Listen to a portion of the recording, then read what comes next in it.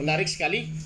Dari hasil riset IP, ada dua kategori tokoh-tokoh berpengaruh yang ketika membantu pasangan calon bisa berefek pada peningkatan elektoral. Pertama, tokoh-tokoh politisi.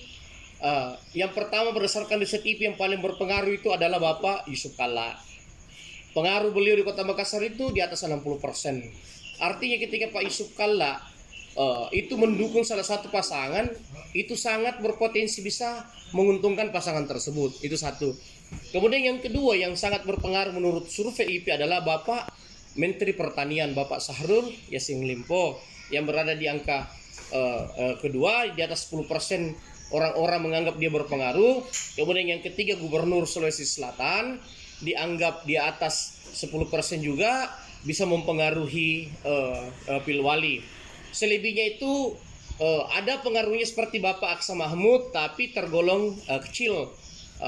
Pak Aksa Mahmud sendiri itu hanya sampai 2% saja pengaruhnya. Nah, di luar tokoh-tokoh politik tadi, ada tokoh-tokoh agama yang dianggap bisa mempengaruhi ketika mendukung pasangan calon. Pertama, Ustadz Dasyat Latif.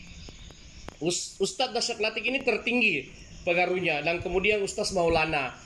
Kedua Ustadz ini dianggap bisa membantu calon ketika dia mengendorse calon. Dia bisa membantu calon untuk mengangkat akseptabilitasnya, lebih-lebih elektabilitasnya, seperti itu.